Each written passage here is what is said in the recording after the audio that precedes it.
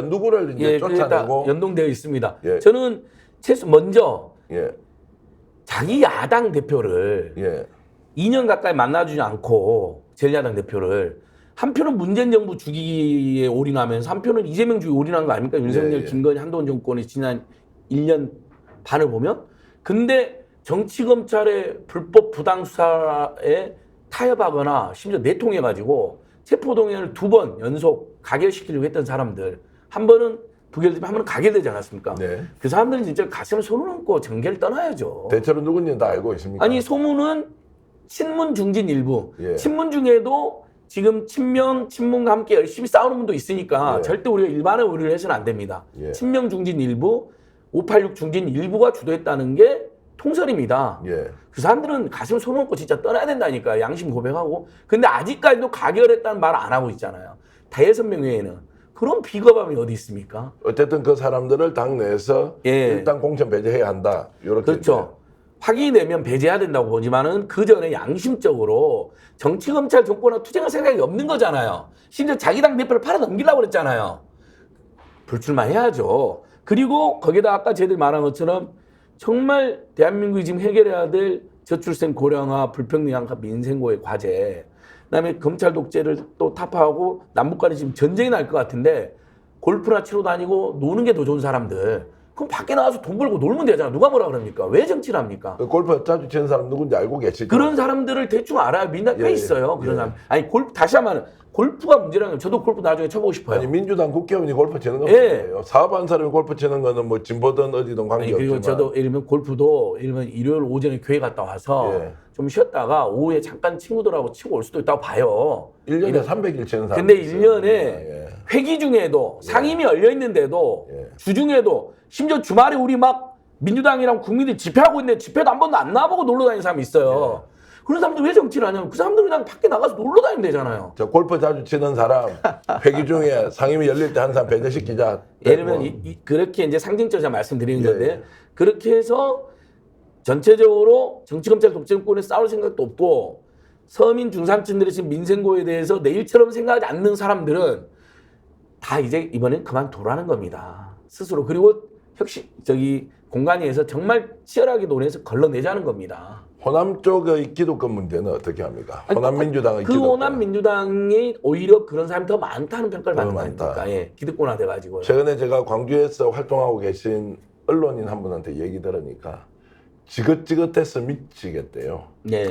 정말로 영남의 국민의힘 욕하는 것보다 이번 총선에서 어찌됐든 광주에서 기득권화되어 있는 호남의 민주당 세력을 어떤 식으로든 혁신하고 물갈이해야 한다 이런 목소리를 정말 그것 때문에 자기는 언론인으로서 직업을 포기할 수 없다 이런 이야기까지 하더라고요. 맞습니다. 지금 전체적으로 민주당 현역 의원들 여론조사만 50%에서 55%가 물갈이해야 된다는 답이 나오는데 호남에서는 70% 안팎이 예. 싹 바꿔버려야 된다 이렇게 답이 나옵니다. 그러니까 그만큼 우리 민주 세력에 뿌리했던 우리 호남 민중들이 호남 민주당 세력들을 키워줬더니 오히려 그걸 배반하고 검찰 독재하고도 안 싸우고 지역 유지하고 자주 만나는 사람도 지역 유지들이고 이러면 이건 완전 민중에 대한 비신이죠. 어쨌든 이제 그런 부분이 공천 과정에서 뭔가 좀 이루어지도록 이재명 당대표를 비롯한 진민주당 공관위가 해야 한다는 이제 과제. 이것은 이제 민주당 내에서 혁신 공천을 어떻게 할 것이냐는 거고. 지금 이제 외연을 확장을 시켜서 범진보 진영, 범민주 진영의 이번 총선 전략은 어떻게 가는 게 맞습니까? 조금 이제 좀 거시적인 얘기부터 구체적인 얘기 좀 하겠습니다. 그 선거제 아까도 얘기했지만 승자 독식 구조를 갖는 미국이나 한국 같은 경우가 불평등의 양극 구조가 가장 심각한 나라죠. 인간 개발 지수나 행복 지수가 가장 높은 나라들은 보면 다당의 다원적인 정치 구조를 갖고 있어요. 다양한 정책들이 경쟁하고 연합해서 집권도 하기도 하고 야당으로 비판도 하면서 그 정책과 비판이 아주 역동적으로 작동하면서 선의적 경쟁, 선순환적 정치 구조가 이루어지죠. 그렇기 때문에 이번 총선을 통해서 선거제 개혁을 바꾸는 게 대단히 중요한데 조금 격가지 얘기지만 저는 이번 총선 끝난 다음에 광노현 전 교육감하고 저하고 추미애 의원하고 시민의회 쟁취 시민운동본부를 하려고 그럽니다. 시민의회 쟁취 시민운동. 시민운동. 예. 핵심적인 거는 우리가 너무 이번에 겪은 선거제도를 좀 제대로 고치자. 그다음에 대통령 선거도 결선제도를 도입하자. 헌법도 권력구조에 문제가 있다면 시민의회를 통해서 1년이 아니고 2년이 아니고 5년을 토론하더라도 제대로 좀 헌법도 바꿔보자. 우리 사회를 발목 잡고 있는 국가보안법, 제도 정치 갖고는 안 된다. 시민의회에서 토론해서 국가보안법 폐지하든 개정하든 하자. 그래서 저는 4월 이후에 저의 마지막 남은 여생을 시민의회 운동에 헌신하고 싶습니다. 조금 격가지로 나갔고요. 그래서 이번에도 중요한 것이 결국 그 유권자들이 던진 이 그 표의 등가성의 문제에 등가성 뭐 100% 하지 못하도록 그 100%를 갖고 가야 한다라는 게 진보 정치학자들이 다 합의하는 거 아니에요? 정치학자든 제도권이든 네. 심지어 국회에 있는 국회의원들도 원론적으로 맞다고 다 얘기를 하죠. 아니, 선거 관련해도 얘기했잖아요. 예. 비례제를 100년, 예. 100석 이상 확대해야 된다. 그 지난번 촛불의 성과 중에 하나가 아주 결함이 많지만 그래도 준연동제에서 47석을 준연동제로 해서 그래 비례성을 좀 한 발자국 더 강화하자. 예. 이게 첫걸음이거든요. 거기서 조금 더 나가면은 비례의석을 100석을 하든 국민들만 제대로 설득하면요. 지역과 비례를 1대1로 하는 게 가장 이상적이죠. 정치적으로 볼 때. 그렇게 한 발자국 가야 되는데 현실적인 자기 이해관계 때문에 지금 연동형이냐 병립형이냐 지금 민주당이 논쟁하고 있는 거잖아요. 저는 민주당의 아는 국회의원들 혹은 지도부에 끊임없이 메시지를 합니다. 유아 독전, 민주당 자강론에 빠지는 유아 독전은 자강론이 아니야. 자폐론이야. 자가당촉에 스스로 갇히는 어리석음이야. 자멸할 수 있다. 그렇죠. 예. 그 민주당이 살기 위해서라도 민주당 좌우의 합리적인 보수와 미래를 얘기하는 진보 세력과 함께 정책 경쟁을 하면서 자기를 연마해 가야 민주당의 앞길이 열리지. 자기 기득권만 지고 자기가 맏형이다. 자기 혼자 할 수 있다. 유아 독전, 자강론에 빠지면 민주당은 망합니다. 그런데 기본소득까지 우리가 한 번도 경험하지 못한 인류 문제를 직접적으로 기본소득이라는 개념으로 해보자고 했던 이재명 당대표는 왜 이 문제에 대해서 병립이냐 연동이냐를 가지고 빨리 의사결정을 하거나 국민을 설득하거나 당원을 설득하지 않느냐. 이 부분은 어떻게 보십니까? 제가 속내는 모르죠. 예. 굉장히 안타까운 상황입니다. 그런데 당의 당권을 쥐고 있는 최고위원들 다수, 그다음에 그 당의 그 집행을 쥐고 있는 당권파 대부분은 병립형입니다.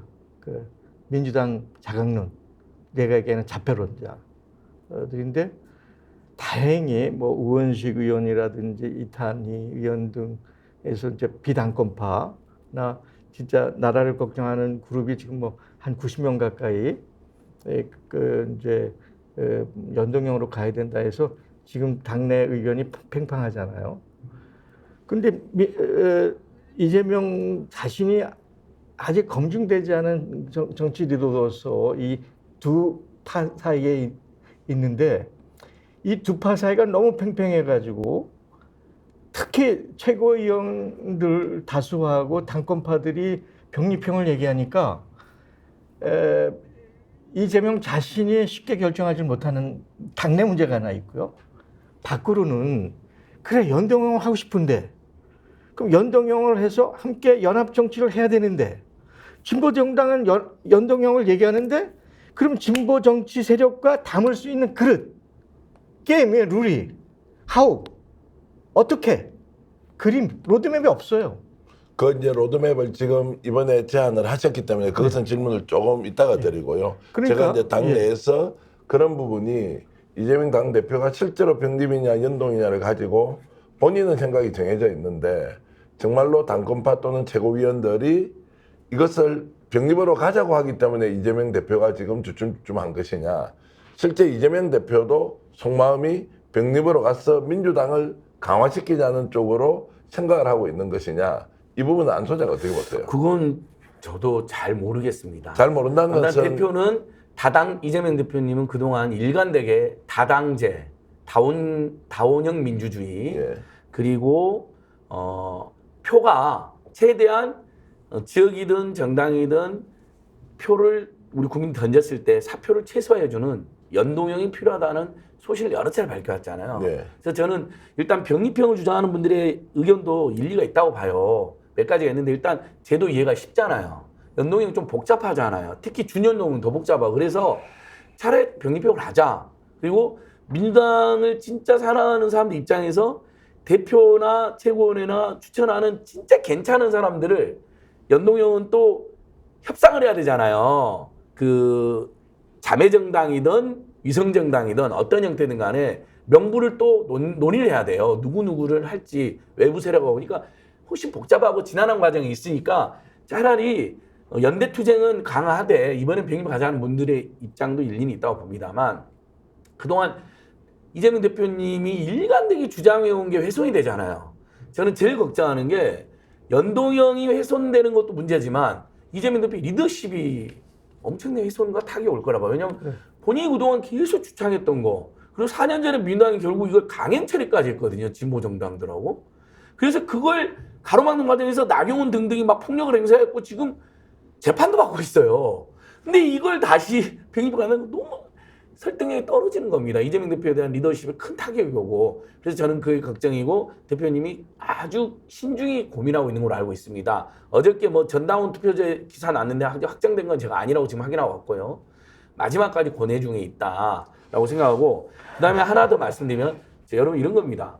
지금 여러분 민주당의 강화가 우리 사회 시대 정신입니까? 아니면 더 시급한 시대 정신 뭡니까? 제가 지금 병립형을 주장하고 스픽스나 안진걸 TV에 이제 저를 비판하시는 분들도 있어요. 제가 그분들 입장을 존중하면서 이렇게 한번 물어보면 윤석열, 김건희, 한동훈 정권을 하루라도 빨리 끌어내는 게 가장 지금 시급한 과제 아닙니까? 그렇죠. 그러려면 그것을 민주당 혼자서가 도저히 안 되잖아요. 어떻게 여러분 문재인 대통령 어떻게 됐습니까? 촛불시민이 어떻게 됐습니까? 전국에 2,300개 시민단체를 저희들이 모았습니다. 제가 대변인이었습니다. 민주당뿐만 아니라 제야당 심지어 국민의힘을 이탈한 세력들까지 모아갖고 집회까지 나오게 했습니다. 국민의 당은 당시 집회도 나왔습니다. 근데 또 그것도 겨우 됐습니다. 6개월 내내 해서. 그 다음에 마지막에 또 헌재 가서 노심초사하면서 기다렸잖아요. 이게 너무나 어려운 일입니다. 혁명을 한다거나 퇴진이나 탄핵시킨다는 것은. 그럼 민주당이 제 세력에게 연대를 구해야 됩니다. 마더니로서 그리고 안팎으로. 합리적인 보수 또 급진 진보까지 싹 안고 퇴진 탄핵 갑시다. 근데 총선 전에가 어렵다면 총선에 갑시다. 우리 압승해서 200석으로. 그럼 200석, 250석 함께 노려봅시다. 그럼 지역은 민주당이 압승하게 힘을 도와주시고 비례는 자 민주당 반, 범진보 세력 반, 뭐 시민사회랑 연합정당 만듭시다. 그래서 민주당도 좋고 당연도 좋게 한번 봅시다. 이렇게 가자는 겁니다. 이게 더 설득력 있지 않습니까? 물론 여전히 이제 병립형을 고집하는 주장하는 분들의 의견도 저는 일리 있다고 생각하고 그분들하고 싸우고 싶은 생각은 없습니다.